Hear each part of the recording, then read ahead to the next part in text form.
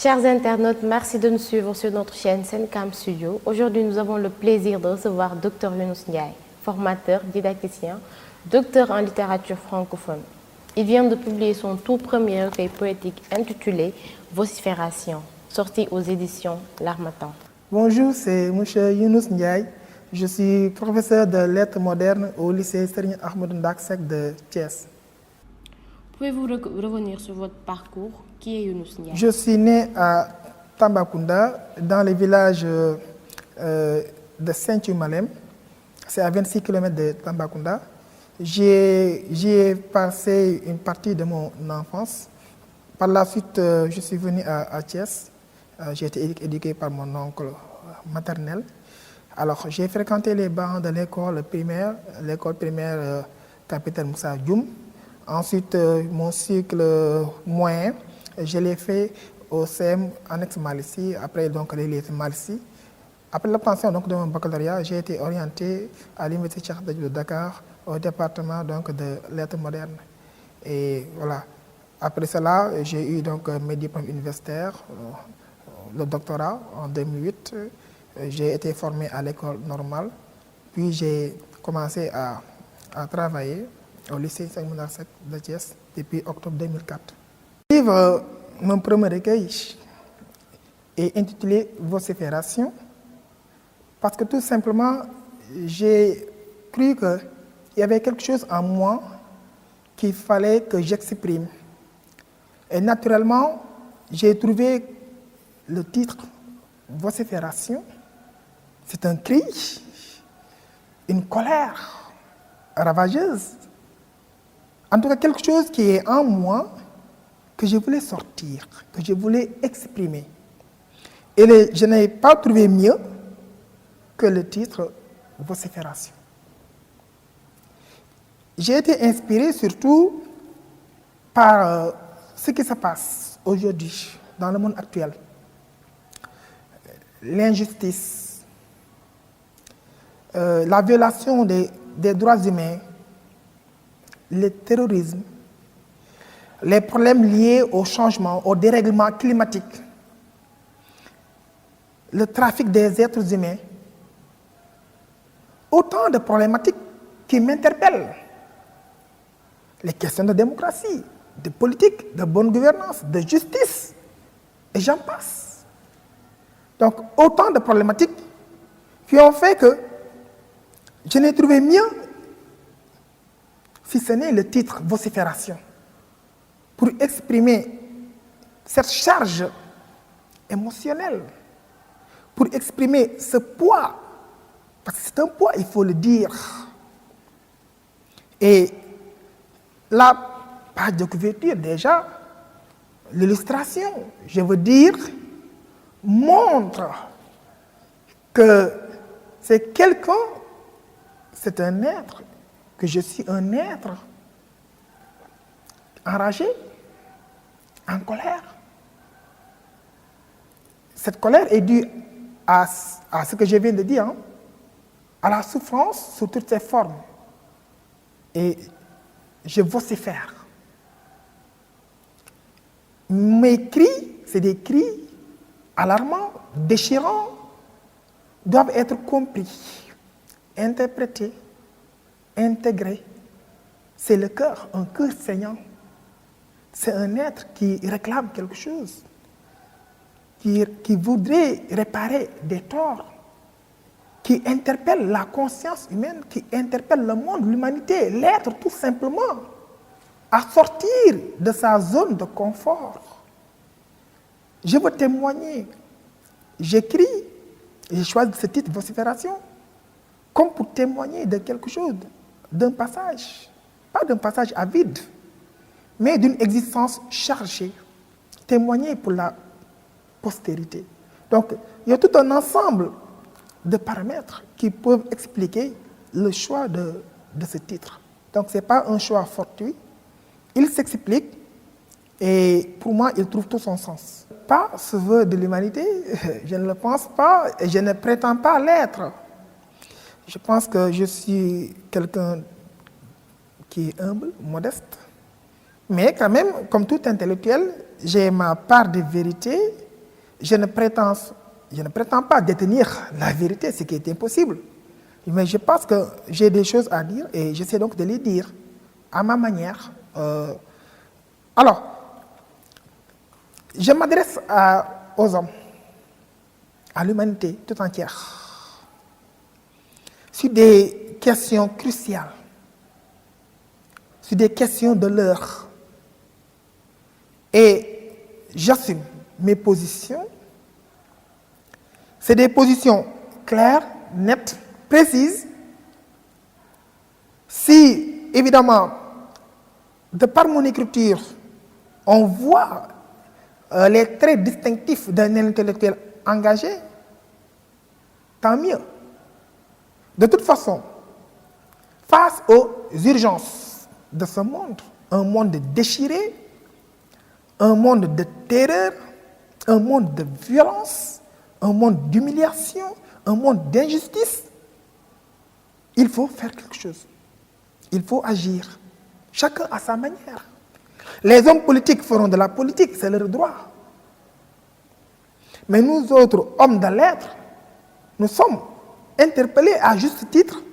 Nous devons parler, nous devons écrire, nous devons témoigner. Nous devons fustiger, nous devons dénoncer. Voyez bien. Donc il faut que nos positions, nous les assumons. J'écris donc pour l'humanité, vous l'avez dit, pour que cette humanité-là soit beaucoup plus humaine, beaucoup plus consciente, que les hommes aient une culture de la paix. Parce que derrière ces mots crus, il y a une volonté d'instaurer, de chercher la paix, de faire dialoguer les consciences, pour retrouver des équilibres, pour que l'homme puisse être heureux. Ce n'est pas une utopie, mais c'est mon vœu. J'écris pour l'humanité parce que l'humanité est en nous, est en moi et en vous, et en tout un chacun. Si la part qui revient, la part inviolable, si cette part qui est en nous n'est pas sauvegardée, l'homme en nous va mourir. Et cet homme est en train de mourir à petit feu. Il me semble donc important de me comprendre ainsi, de me lire ainsi, et de voir une humanité généreuse qui transcende mon moi et qui appartient à la civilisation de l'universel. Tous les grands mots, je pense bien que j'ai fait de mon mieux pour exprimer certains mots dont souffre l'humanité actuellement dans mon œuvre poétique. Je peux par exemple revenir, si vous voulez, sur la violence. Déjà, la barbarie, la folie meurtrière. Le premier poème, vraiment qui ouvre le recueil, Terreur. Je l'ai intitulé Terreur. Je commence par dire: balle assassine, balle criminelle, balle désespoir, vie brisée, pleurs des pleureuses au cœur meurtri. Ils ont tué sans sourciller. Ils ont ouvert le feu sur la candeur de ce corps qui lutte pour la liberté. Ils sont venus avec leurs chars à canon pour des corps à canon. Des corps en lambeaux, déchiquetés par l'explosion. Mes oreilles ont entendu le grondement du tonnerre. Mes yeux ont vu les flammes volcaniques. Ô forces apocalyptiques, vous décimez la terre. Vous jetez sur les routes de l'exil des peuples jadis heureux de vivre sur la terre des aïeux. Guerre d'ici, guerre d'ailleurs, j'accuse la barbarie en pleine civilisation. Et cette humanité, sourde et muette devant la violence inouïe, et le spectacle de l'enfant gisant dans le sang, et la tête de la mère tourmentée, et se perd désemparé. Quelle honte collective, quelle forfaiture. Qu'on arrête les tintamarres sans effet. Il ne s'agit pas de sauver le soldat Ryan, mais l'homme universel. Les images de toute guerre défilent dans ma tête et emplissent ma psyché d'un poids dévastateur. J'implore par tous les dieux la paix, rien que la paix, un océan de douceur sur nos plaies de l'esprit rendrait le bonheur. Un hommage à tous les souffres-douleurs. Eh bien, donc, fondamentalement, vous serez d'accord avec moi que cette poésie-là n'est pas réservée à un territoire, à un espace, fût-il africain. C'est une poésie qui se réclame de l'universalité. Donc je parle pour l'humanité. Je ne parle pas pour l'Afrique, tout simplement, mais je parle bien pour l'humanité. La poésie, en réalité, c'est un genre déjà qui me permet de parler, de susciter des émotions, des impressions, des sentiments. Bon, c'est une définition habituelle qu'on donne à la poésie. Donc, c'est un genre connu qui est apprécié du grand public, donc des lecteurs. Alors, j'ai cru comprendre que par la poésie, je peux toucher des âmes sensibles. J'ai choisi de m'exprimer par ce genre littéraire, parce que tout simplement, je m'y plais et je trouve que c'est un genre littéraire assez intéressant, voilà, pour véhiculer donc des messages. Alors, la littérature, c'est un vaste champ, un grand domaine du savoir. La littérature permet justement à nous autres, hommes de lettres, penseurs, d'exprimer quelque chose. C'est le lieu de rencontre en réalité entre un auteur et ses lecteurs. Elle regorge de potentialités. La littérature donc est le véhicule d'une culture ou des cultures. J'ai choisi la littérature parce que tout simplement, elle me permet de converser, de dialoguer, d'échanger. Elle me permet donc de dire des choses, peut-être que j'ai longtemps intériorisées, mais deux choses également qui sont actuelles. La littérature, je la vis. J'adore, j'apprécie l'espace littéraire comme un espace de réflexion intense, de méditation sur soi-même et sur les autres. Elle me permet donc d'aller à la rencontre des sensibilités plurielles, des communautés plurielles, du monde tout simplement. Il y a de la diversité dans la littérature. C'est un esprit, c'est un art. Il y a de la communion dans la littérature. Il y a de la solidarité dans la littérature. Il y a la recherche des valeurs, des vraies valeurs. On y trouve du tout. Voilà pourquoi donc il me semble important vraiment de privilégier la littérature comme moyen d'expression pour toucher le plus grand nombre. Docteur, la première impression que vous donnez, c'est que vous semblez éclair pour toute l'humanité. On sent à la première partie que vous parlez des problèmes actuels de l'humanité. Est-ce à dire que vous êtes un homme engagé, un militant, un sauveur de l'humanité? La voix d'outre-tombe, c'est un poème intimiste. Ça touche un peu à ma trajectoire. Ça touche à ma vie, hein, franchement. Donc, voilà, c'est toujours donc des souvenirs douloureux. Ce poème-là, c'est un poème de la douleur, de la souffrance aiguë. Parce que je parle d'une perte. Je parle d'un ami, vraiment. Je parle d'une relation sincère. Et c'est avec beaucoup d'émotion même, comme vous le ressentez même.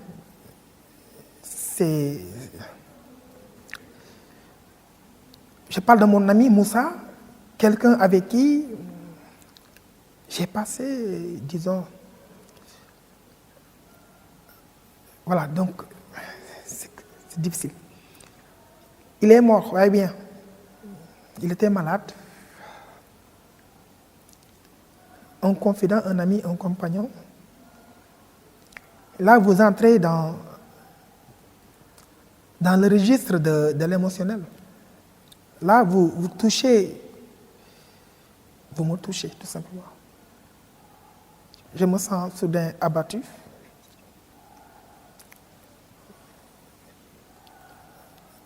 Il est mort, il était malade, comme je l'ai dit.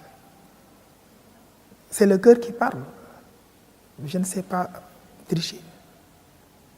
Un grand ami.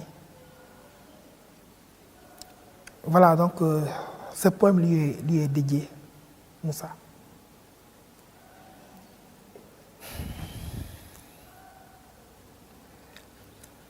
Oui, bon, notre sort en tant qu'être humain, c'est d'accepter notre souffrance. C'est la souffrance et j'ai accepté ce moment de ma vie qui était un moment difficile. J'ai traversé cette épreuve-là avec dignité, avec courage.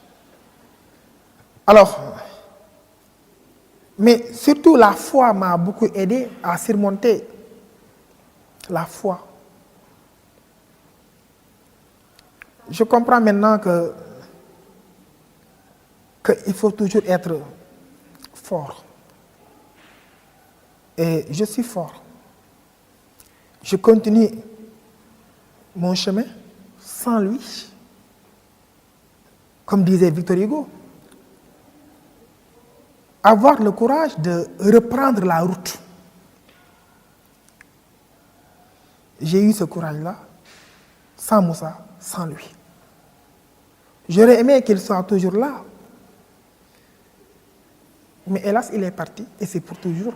Cette souffrance, finalement, m'a forgé, a forgé mon âme, mon esprit et tout mon corps. Tout mon corps. Il y a une force psychologique, mentale qui est en moi. Et je me dis finalement que je suis capable de surmonter tous les obstacles qui se présenteraient sur mon chemin. Vous savez, cette mort m'a plongé dans l'insomnie, dans le doute, un peu la folie, entre guillemets. Mais aussi, cela m'a appris, cela m'a rendu beaucoup plus sage, beaucoup plus raisonnable, plus mature, responsable, plus conscient. C'est tout cela en fait. Cela m'a fait comprendre que cette vie-là, elle est éphémère. Cela m'a permis donc de désacraliser, par exemple, l'argent. On court derrière l'argent. Mais notre finalité, c'est la mort. Vous voyez bien. Cela m'a rendu beaucoup plus humain, j'allais dire. Moussa, c'était un grand ami quand même. Une perte énorme. Et je salue le courage aussi de sa femme, de sa famille, qui ont accepté comme moi, toujours dans la dignité. Et je pense que c'est ça en fait le message. Dans le poème, au-delà de la perte de mon ami, c'est un message fort que j'envoie à tous ces êtres-là qui nous étaient chers et qui ne sont plus là. Pour certains, c'est un père. Pour d'autres, une mère, un frère, une sœur, un collègue, un ami, une amie. les gens du monde. Quand quelqu'un vraiment à qui nous tenait, quand il n'est plus là, c'est un vide. Il y a un vide, il y a un trou. Mais ce vide-là, il faut le remplir par quelque chose. Par quoi? Je ne sais pas. Mais chacun verra comment remplir ce vide-là. Parce que de toute façon, il faut continuer à exister. De toute façon, il faut vivre sa vie en l'absence de l'autre. Et c'est ce que je sais. Moussa, c'était un grand ami. Finalement, donc, je me suis calmé en trouvant un refuge dans l'écriture. C'était une thérapie. Ça m'a beaucoup apaisé, le fait d'écrire, de coucher les mots sur du papier blanc. Oui, l'écriture, ça soigne, ça guérit. Vous savez, un médecin prescrit, soigne. C'est bien, c'est très bien même. Mais pour moi, j'avais plus besoin de m'exprimer. Et je me suis exprimé à ma façon, par l'écriture, par des poèmes qui m'ont libéré d'un poids. Et on peut même faire un rapprochement entre ce poème, le poème que j'ai dédié à mon ami Moussa, La voix d'outre-tombe, Moussa qui me parle, mais dans les rêves.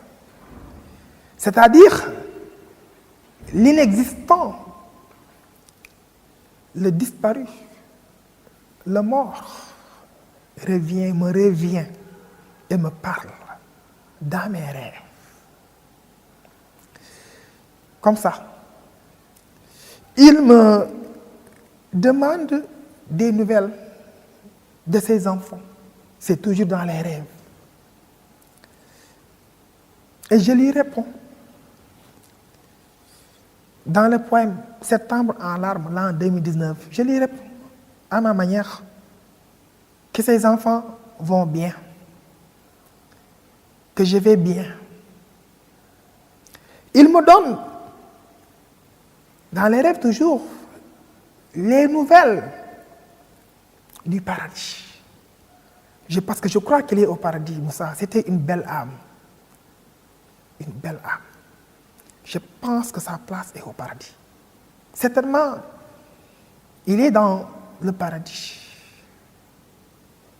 Il doit être heureux, je m'imagine. Mais également, moi, le vivant.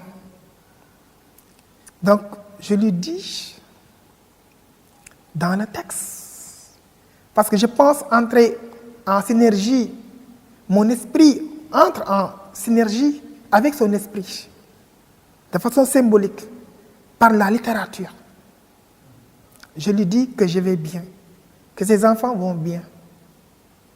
Voilà. C'est toujours cela que je veux garder. Ce lien-là, il est très fort, il est sacré.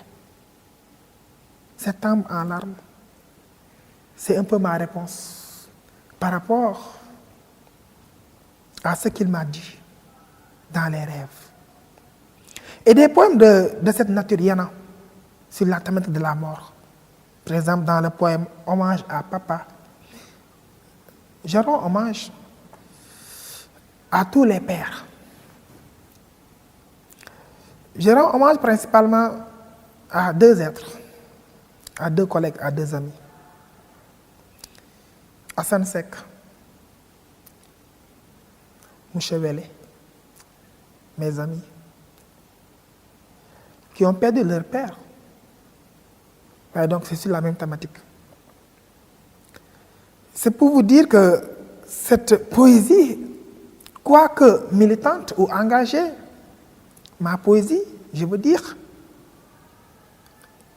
également est une poésie du cœur, est une poésie de l'amour, est une poésie qui cherche à communiquer, très sincèrement. Il y a des choses qui sont en moi et que je tente d'exprimer dans mes textes par le truchement de l'art. Ce n'est pas un mensonge, c'est la vérité. C'est mon vécu. Mon vécu qui tranche avec le vécu des autres. Tout un chacun peut se retrouver dans ce que je dis. On peut lire, être touché, parce que c'est un cœur sincère, une âme qui se cherche et qui cherche également l'âme des autres.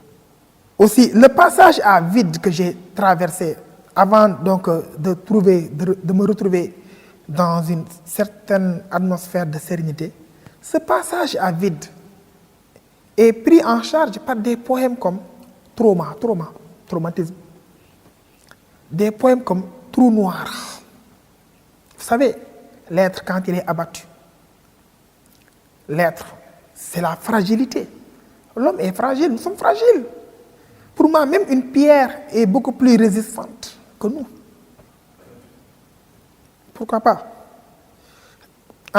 En écrivant ce livre, j'ai cru comprendre que j'avais juste une mission. C'était ma mission. Maintenant, ma mission peut ne pas être la tienne. Vous comprenez? J'ai posé un acte.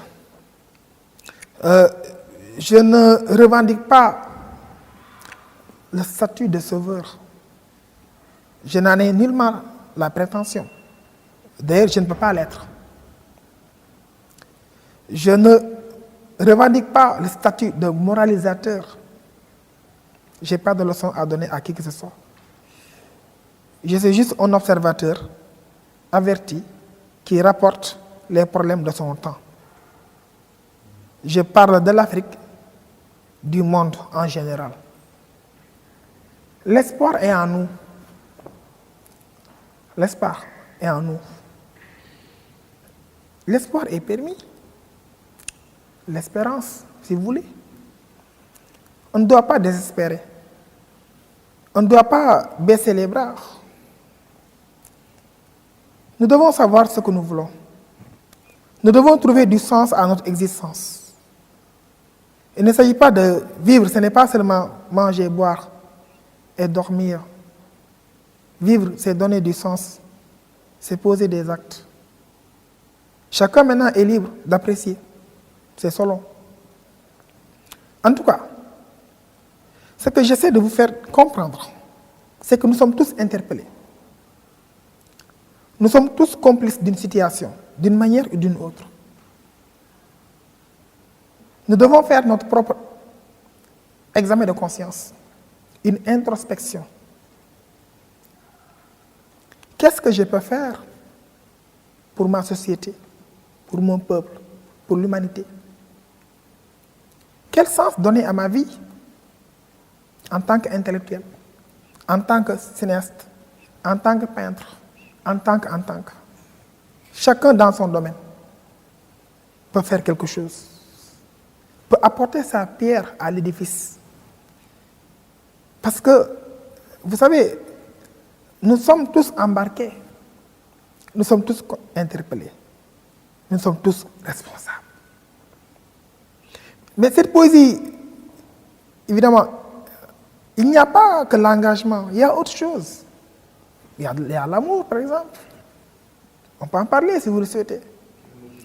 Après donc, oui, bien sûr, peut-être l'amour a cette coloration, c'est cette note d'espoir, d'espérance. Après cette colère et tout, je me suis apaisé. J'ai trouvé également remède, refuge, si vous voulez, dans l'expression amoureuse. Il y a des poèmes, voilà, qui parlent des liens forts qui doivent exister entre nous, êtres humains. Je parle de l'amitié, les belles rencontres de la vie. Je parle de l'art tout simplement. Je m'amuse avec les mots. une créativité. Tout cela, ça permet d'espérer. Vous savez, l'attente d'un lendemain meilleur. Oui, ce n'est pas tellement évident pour tout le monde. Mais il faut toujours croire. Il ne faut jamais baisser les armes. Il ne faut jamais, n'est-ce pas, désespérer. Moi, je ne désespère pas de l'homme. Je crois en l'homme. Je pense que déjà, il y a la passion derrière. Et quand on est passionné de quelque chose, on s'y met. Il n'y a pas un esprit calculateur, mais au moins, je sais qu'il est encore possible de faire quelque chose par la création littéraire. Je crois que c'est une aventure dans laquelle je me suis lancé. Je pense arriver à bout de quelque chose. Je pense, même si le chemin sera parsemé d'embûches, d'obstacles, j'arriverai quand même à les surmonter. J'aime les défis, je suis un homme de défis. Je ne m'abandonne jamais. Oui, je promets de revenir avec d'autres œuvres, peut-être des romans. Merci. Voilà, donc, apparemment, nous sommes arrivés au terme de cet entretien, de cette conversation. Parce que moi, je l'appelle conversation. Et c'était tout à fait naturel, vraiment, d'échanger avec vous, avec votre chaîne, Sencam, vraiment de m'adresser aux internautes. Et voilà, le livre est disponible. C'est Harmattan, donc les éditions Harmattan, vocifération, c'est là. Donc le livre est disponible. On peut se l'approprier au sein dans les librairies ou bien sur les plateformes mises en place par Harmattan Sénégal.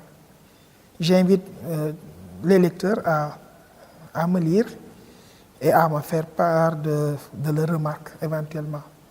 De toute façon, je suis là, je suis disponible et ce sera toujours un plaisir renouvelé de revenir pour discuter des questions de littérature, d'art, de création avec vous. Et comme je l'ai dit, alors donc, vous pouvez vous connecter sur le site de l'Harmattan, Harmattan Sénégal. Donc vous verrez évidemment que la version électronique est disponible. Merci d'avoir suivi cet entretien avec Dr Younous Ndiaye. Docteur, merci d'avoir accepté cette invitation. À très bientôt sur notre chaîne Sencam Studio avec de nouvelles vidéos.